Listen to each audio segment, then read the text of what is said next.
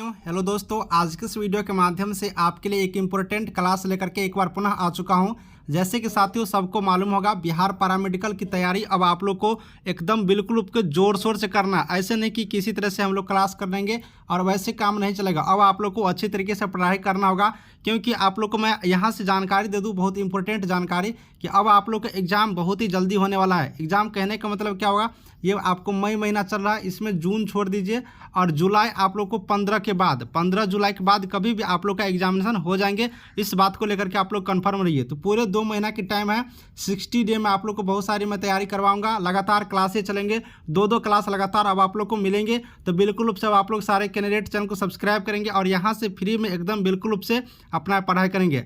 आज मैं फिजिक्स का यहाँ पर दूसरा क्लास लेकर के आया हूँ और इम्पोर्टेंट क्वेश्चन कराऊंगा, जो कि पैरामेडिकल और पैरामेडिकल सभी के लिए होगा। जो 10th क्लास है, 12th क्लास है, सबके लिए है।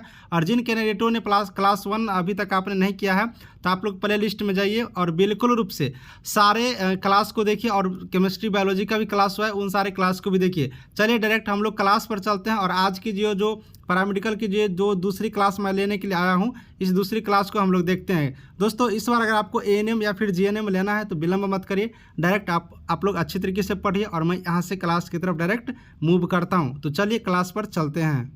साथियों, हम लोग अब क्लास पर चले आए हैं और यूनिट 2 आज हम लोग पढ़ने वाले हैं। यूनिट 2 यांत्रिकी चैप्टर का ही यूनिट 2 भाग दूसरा हम लोग यहाँ पर लेकर के आ चुके हैं। पूरी कंप्लीट यहाँ पर हम लोग पढ़ाई करेंगे इंपॉर्टेंट क्वेश्चन के साथ। तो आप लोग से बिल्कुल रूप से रिक्वेस्ट है कि शुरू से लेकर के अंत तक आप लोग को वीडियो पर बने रहना है। चलिए एक एक क्वेश्चन यहाँ से शुरू करते हैं। सबसे पहले मेरा पहला क्वेश्चन रहेगा कि यंग प्रत्यास्थता गुणांक का एसआई मात्रक।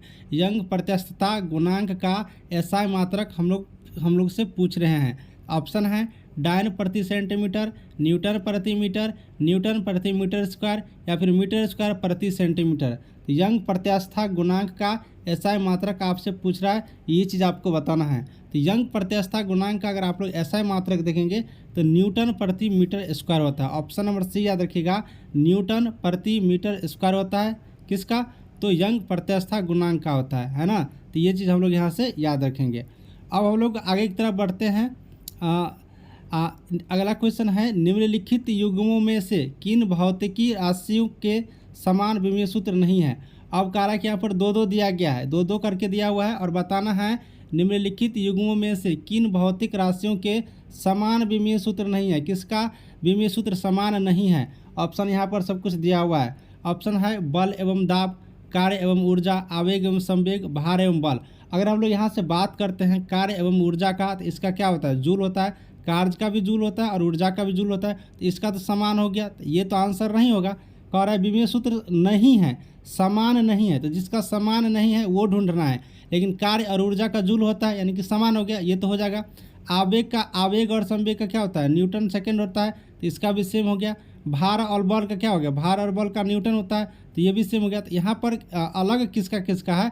तो बल एवं दाब का। देखिए, भार एवं बल का क्या होता है? न्यूटन। तो बल का तो न्यूटन हो गया और दाब का क्या होता है? पास्कल होता है, यानी कि दोनों अलग अलग हो गया। तो विमीय सूत्र किसका समान नहीं हुआ? बल एवं दाब का। ऑप्शन ए से ही हम लोग के यहाँ से सही आंसर निकल गया। तो लगभग आपको याद रखना होगा सारे का। हम पहले वीडियो में बहुत सारे ऐसा यूनिट विमीय सूत्र जानकारी दिए हैं, वो वीडियो आप लोग देखिएगा, कन्फर्म उस वीडियो से 1 नंबर आएंगे। चलिए अगला क्वेश्चन देख लेते हैं। कह रहा है कि एक खगोलीय, यहाँ पर क्वेश्चन है, देखिएगा आप लोग। हाँ, एक क्वेश्चन थोड़ा बड़ा कर देता हूँ। एक खगोलीय इकाई संबंधित है। एक खगोलीय इकाई किससे संबंधित है, ये आप लोग को बताना है। ऑप्शन की बात करिएगा। ऑप्शन है सूर्य एवं पृथ्वी के बीच की दूरी से, चंद्रमा एवं पृथ्वी के बीच की दूरी से, सूर्य चंद्रमा के बीच की दूरी से, उपरोक्त में से कोई नहीं। जल्दी बताइए क्या कह रहा है क्वेश्चन, कि एक खगोलीय इकाई संबंधित है, यानी कि एक खगोलीय इकाई किससे संबंधित है। तो अगर एक खगोलीय इकाई की बात करेगा तो सूर्य एवं बीच की दूरी से है। सूर्य है ना, ये सूर्य से और यहाँ पर पृथ्वी की जो बीच की दूरी होता है उसी को हम लोग एक खगोलीय यहाँ पर कहते हैं। तो एक खगोलीय जो दूरी है वो संबंधित किससे है? सूर्य एवं पृथ्वी के बीच की दूरी से। एक खगोलीय इकाई किससे संबंधित है? तो सूर्य और पृथ्वी के, सूर्य, ये सूर्य हो गया और ये हमारा पृथ्वी हो गया, तो इसकी बीच की दूरी से संबंधित है खगोलीय इकाई। तो हम लोग इस तरह से याद रखेंगे। चलिए नेक्स्ट क्वेश्चन कर लेते हैं। निम्नलिखित में कौन सी अविमीय राशि है, यानी कि अविमीय का मतलब कह रहा है कि किसका बीमा नहीं है, बीमा लेस है, किसका सो बताना है। ऑप्शन है विकृति, असहायता गुणांक, गैस नियतांक, प्लांक नियतांक। चलिए बताइए किसका बीमा नहीं होता है। अगर इस ऑप्शन के अकॉर्डिंग देखेंगे तो विकृति का कोई बीमा नहीं होता है। ऑप्शन नंबर ए याद रखिएगा। और ये क्वेश्चन बहुत ही एग्जाम में ज़्यादा आता है, क्योंकि लगभग सारे चीज़ों का तो बीमीय सूत्र हो ही जाता है, लेकिन कुछ कुछ है जिसका अविमीय राशि है, यानी कि उसका बीमीय सूत्र नहीं होता है। तो यहाँ पर एक विकृति भी है जिसका बीमीय सूत्र नहीं है। तो इन चीज़ को डायरेक्ट याद रखना है, क्योंकि डायरेक्ट हिट क्वेश्चन आ सकते हैं। किसका बीमीय सूत्र नहीं है यानी अविमीय है, तो विकृति का। चलिए नेक्स्ट क्वेश्चन देख लेते हैं। निम्नलिखित में से कौन एक सदिश राशि नहीं है। अब कौन सा एक सदिश राशि नहीं है वो बताना है। तो सदिश राशि कौन सा नहीं है वो चीज़ हम लोग को देखना है। तो पहले हम लोग देख लेते हैं सदिश राशि किसको कहते हैं, पहले उस चीज़ को समझ लेते हैं। देखिए राशि दो प्रकार का होता है, आप लोग पढ़े होंगे। एक होता है सदिश राशि और दूसरा होता है अदिश राशि। तो अब सदिश राशि कौन सा हो गया, तो सदिश राशि जिसमें दिशा और परिणाम दोनों होता है वो सदिश राशि होता है। और जिसमें सिर्फ परिणाम होता है उसको हम लोग अदिश कहते हैं। और सदिश में क्या होता है, परिणाम और दिशा दोनों होता है। तो कह रहा है कि कौन सी सदिश राशि नहीं है, यानी कि जो सदिश राशि नहीं है वो कौन सी राशि हो जाएगा, अदिश राशि हो जाएगा। जो सदिश नहीं है वो कौन सा होगा, अदिश होगा।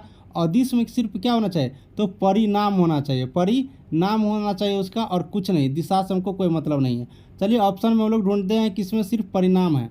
संवेग में देखिए द्रव्यमान, संवेग में परिणाम और दिशा दोनों होगा। वेग, कोई वेग से जा रहा है वेलोसिटी से, तो उसकी परिणाम कुछ होगा और उसकी दिशा भी है। लेकिन द्रव्यमान का देखिएगा तो द्रव्यमान में क्या है, सिर्फ परिणाम है। जैसे कहते हैं कि 4 kg चावल चाहिए, तो ये एक द्रव्यमान हुआ ना 4 kg, 5 kg, 20 kg, तो उसमें सिर्फ एक परिणाम है कि इतना kg है, कोई दिशा तो नहीं बता रहे हैं।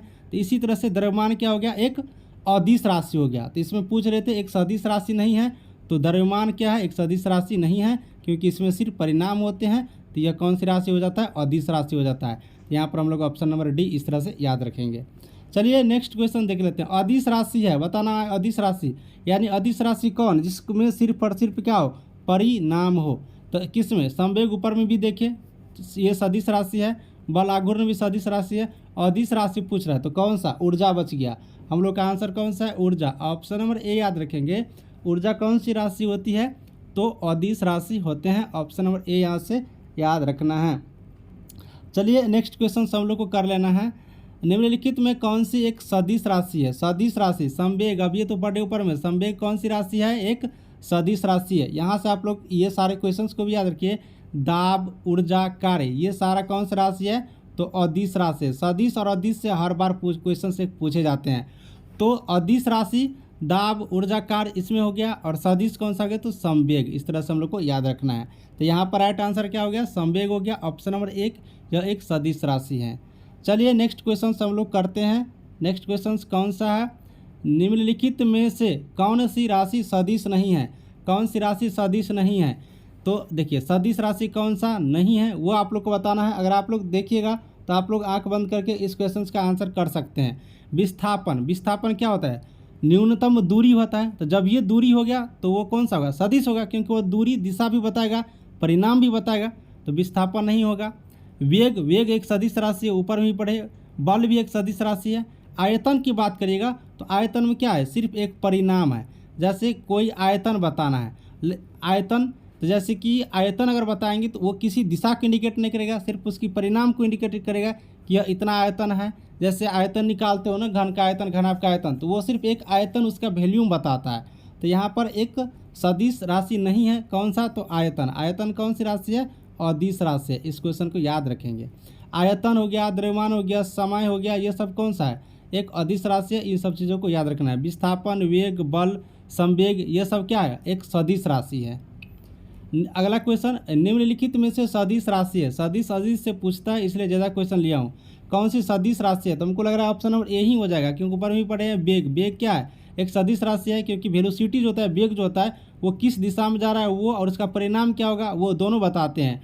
तो यहाँ पर वेग, वेलोसिटी हो जाएगा। 1 नंबर ऑप्शन ही इसका हो जाएगा। बाकी द्रव्यमान तो अभी बताए, द्रव्यमान, समय, लंबाई, ये सब सिर्फ एक परिणाम बताए। लंबाई यानी कि 4 मीटर है, 10 मीटर, एक परिणाम बता रहा है उसका। समय 10 बजे 20 बजे, एक तो दिशा नहीं बता रहा है। तो जिसमें सिर्फ परिणाम हो, जिसमें सिर्फ परिणाम हो, सिर्फ परिणाम हो, वो क्या हो जाएगा, अदिश हो जाएगा। अदिश में सिर्फ एक ही होता है, परिणाम। तो देखिए द्रव्यमान एक परिमाण दिखा रहा है, एक परिणाम समय दिखा रहे हैं, लंबाई, इसमें दिशा की कहीं बात ही नहीं दिख रहा है, तो यह एक हो जाएगा अदिश राशि। अगला क्वेश्चन है, निम्नलिखित में से कौन सा एक व्युत्पन्न परिभाषा नहीं है। निम्नलिखित में कौन सा एक व्युत्पन्न परिभाषा नहीं है। घनत्व, द्रव्यमान, आयतन, चाल। तो बताइए आप लोग को क्या आंसर हो जाएगा। तो यहाँ से बात करते हैं, निम्नलिखित में कौन सा एक व्युत्पन्न परिभाषा नहीं है। देखिए व्युत्पन्न राशि इसमें से कौन नहीं है, वो चीज़ आप लोग को बताना है। तो यहाँ से क्या हो जाएगा, ऑप्शन नंबर यहाँ पर बी हो जाएगा, ऑप्शन नंबर बी हो जाएगा। अब देखिए व्युत्पन्न परिभाषा यानी कि व्युत्पन्न राशि का बात हो रहा है।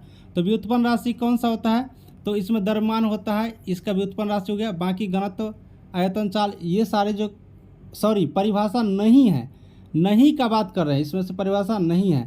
तो नहीं का बात करेगा तो द्रव्यमान, द्रव्यमान जो है एक व्युत्पन्न परिभाषा नहीं है। बाकी अगर बात करेगा घनत्व का, आयतन का, चाल का, यह एक जो है व्युत्पन्न का परिभाषा है। तो साथियों हम लोग आज की क्लास यहीं पर समाप्त करते हैं। कल नेक्स्ट आप लोग के लिए नई क्लास लेकर के आऊँगा।